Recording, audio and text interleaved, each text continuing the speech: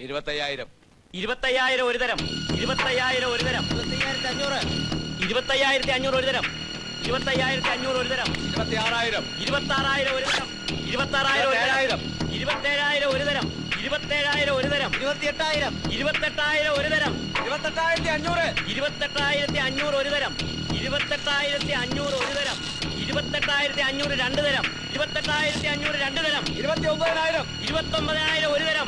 29,000 ഒരു തരം. 30,000. 30,000 ഒരു തരം. 30,000 ഒരു തരം. 30,000 ഒരു തരം. 30,000 രണ്ട് തരം. 35,000. 35,000 ഒരു തരം. 35,000 ഒരു തരം. 35,000 ഒരു തരം. 30,000 രണ്ട് തരം. 30,000 രണ്ട് തരം. 30,000 രണ്ട് തരം. ഉറപ്പിക്കാൻ പോകുകയാണ്. 30,000 മൂന്ന് തരം. വാശി എന്റെ ഒരു വീക്ക്നെസ് ആണ്.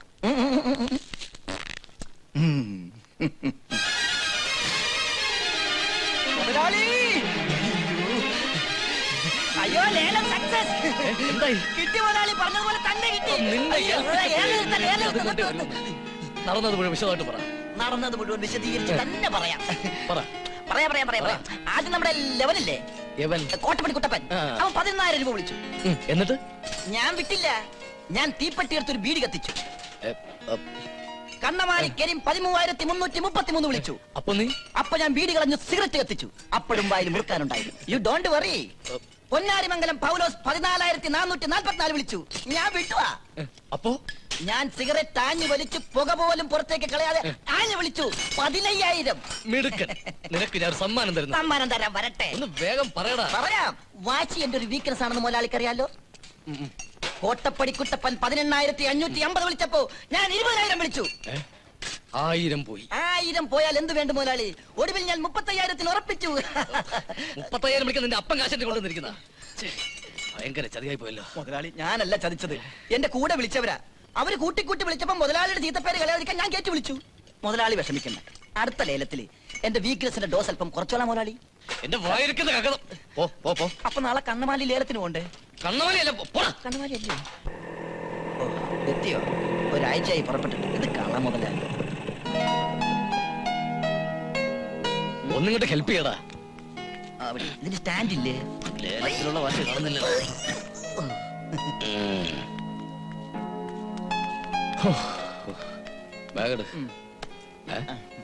എന്ത് പറ്റി? ഒന്നും പറ്റിയിട്ടില്ല മുതലാളി. ലേലം കിട്ടിയ ക്ഷീണത്തില. ദേഹത്ത് നല്ല ചൂടുണ്ടല്ലോ. ഓ, ദേഹത്ത് ചൂടോ? പൊട്ട് കിട്ടിയ തലക്കിട്ടാണല്ലോ. ചൂട് വരണ്ട തലക്കല്ലേ? തമാശ കേട്ടിട്ട് എനിക്ക് ചിരി വരുന്നില്ല. നിന്നെ ഇപ്പൊ കൊല്ലാനാ തോന്നുന്നേ. ഇപ്പോഴും മുതലാളി നല്ല ചൂടില്ല. തണുത്ത വെള്ളത്തിൽ നന്നായി കുളിച്ചാ മതി. പട്ടിയെ പിന്നെ കുളിപ്പിക്കാം. ആദ്യം മുതലാളി കുളിക്കും. പിന്നെ ചേച്ചി, വെള്ളത്തിൽ തണുപ്പ് കുറവാണെങ്കിൽ 2 ബ്ലാക്ക് ഐസ് കൂടി ഇട്ടേരി. അപ്പൊ മുതലാളി എല്ലാം പറഞ്ഞ പോലെ നാളെ കാണാം. കാണണമെന്നില്ല. എന്നാ മറ്റന്നാ വരട്ടെ ചേച്ചി. കുളിക്കാൻ ഐസിട്ട് വെള്ളം എടുത്ത് വെക്കട്ടെ? ഐസിട്ട വെള്ളം നിന്റെ അച്ഛനെ കൊണ്ട് കുളിപ്പിക്കടി. ചൂട് ഐസ് വെള്ളം. ഇന്ന് 1-ാം തീയതി ആയിട്ടെങ്കിൽ തെണ്ടിലൊന്ന് നിർത്തി കൂടെ തെണ്ടി. ഇന്നത്തെ ദിവസം തെണ്ടില്ലെങ്കിൽ കൊല്ലം മുഴുവൻ ഞാൻ തെണ്ടി പോകും. തെണ്ടി ഗേറ്റിന് പുറത്ത് നിന്നാ മതി. 1-ാം തീയതി നീ അകത്ത് കയറണ്ട. അപ്പൊ ചേച്ചിയുടെ കയ്യിൽ നിന്ന് കൈനീട്ടം വാങ്ങണ്ടേ? കൈനീട്ടൊക്കെ ഞാൻ മാറ്റി വെളിക്കൊണ്ട് തരാം. നീ ഇവിടെ തന്നെ നിന്നാ മതി. ഒക്കലല്ലേ, ഞാൻ സ്കൂട്ടർ എടുത്തോണ്ട് വരാം. ഒന്നിച്ച് പോവാൻ നമുക്ക്. ഓ, ഈ കയ്യിൽ നിന്ന് കൈനീട്ടം വാങ്ങിയ ഈ കൊല്ലം കാക്കാച്ചിന് ഗതി ഉണ്ടാവില്ല. ഈ തുരുമ്പ് ഇങ്ങനെ ഓടിച്ചു നടക്കുന്ന മുതലാളിനെ സമ്മതിക്കണം. ഒരിക്കൽ ഞാനും തൂക്കി വിൽക്കും. എന്റെ കൂടെ ഉള്ള ഈ ഓസിനുള്ള യാത്ര ഉണ്ടല്ലോ, അതൊരു സ്ഥിരം ശീലമാക്കണ്ട. സ്റ്റാറ്റസിന് ചോദിച്ചില്ലെന്ന് എനിക്കറിയാം. പക്ഷെ എന്ത് ചെയ്യാം, മുതലാളി എന്നെ കൊണ്ട് വണ്ടി എടുപ്പിച്ചേ അടങ്ങും. എവിടെ കയറി പോകുന്നു? നീ നഗത്തേക്ക് കയറണ്ട. അല്ലെ ഈ 1-ാം തീയതി വെച്ച് നീ എന്താ കരുതി? 1-ാം തീയതി? ദൈവമേ, 1-ാം തീയതി അല്ലേ? 1-ാം തീയതി ഒക്കെ തന്നെ.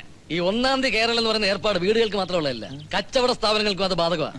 1-ാം തീയതി ആദ്യം കയറുന്നത് ഐശ്വര്യമുള്ള ആളാണെങ്കിൽ ആ വർഷം മുഴുവൻ അതിന്റെ ഗുണം ഞാൻ കയറാൻ പോയത്. അതുകൊണ്ടാ നീ കയറണ്ടെന്ന് പറഞ്ഞത്. പോയി ഐശ്വര്യമുള്ള ഒരാളെ വിളിച്ചോണ്ട് പോവാ. ഐശ്വര്യമുള്ള ഒരാളല്ലേ? ഞാൻ ഏറ്റവും മുതലാളി.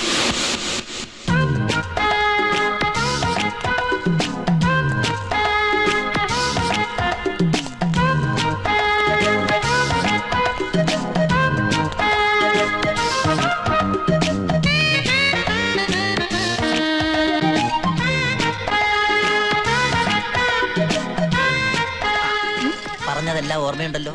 നേരെ കയറി ചെന്ന് മുതലാളിയോട് കമ്പിയുണ്ടോ എന്ന് ചോദിക്കണം. ഉണ്ടെന്ന് മുതലാളി പറഞ്ഞാൽ ഒരു ഇരുമ്പ് കമ്പി തരൂ എന്ന് പറയണം.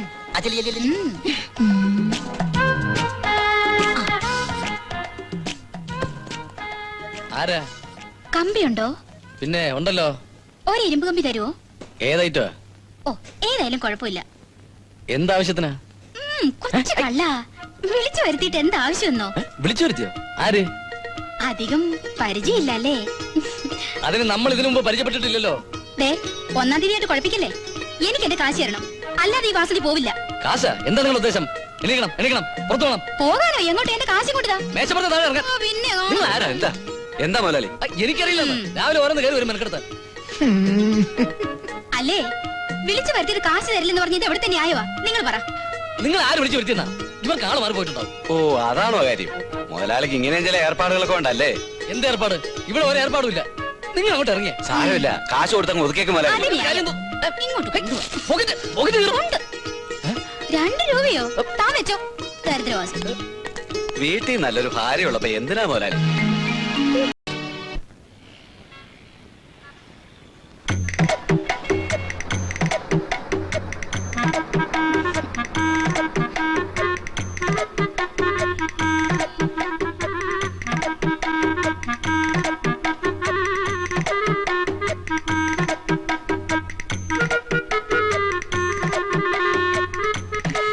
എവിടെ തുടങ്ങണം എന്നെനിക്കറിയില്ല. പാമ്പ്.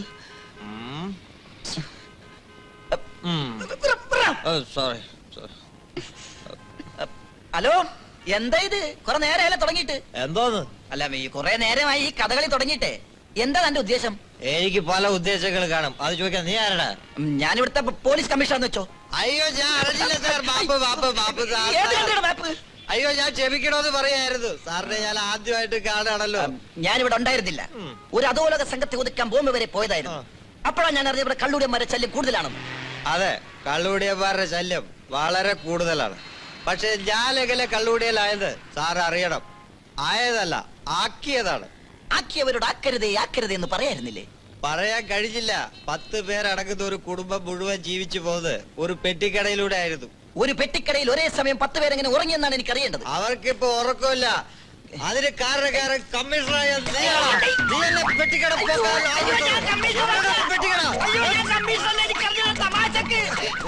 പെട്ടിക്കടകൾ പൊക്കിക്കളിക്കലും നിന്റെ ഒരു തമാശയാണല്ലോ.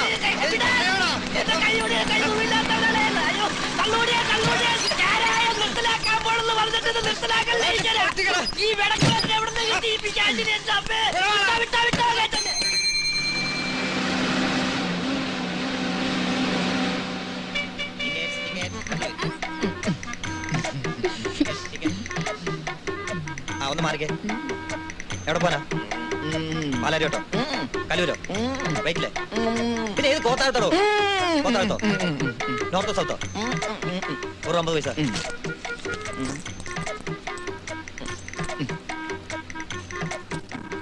അവിടെ ടിക്കറ്റ്സ്.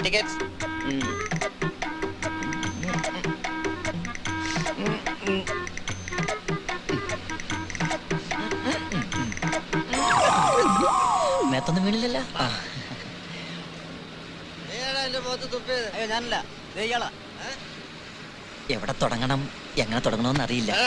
എവിടെ നോക്കിട്ടാണ് തുപ്പത്? നീ കമ്മീഷണറാ?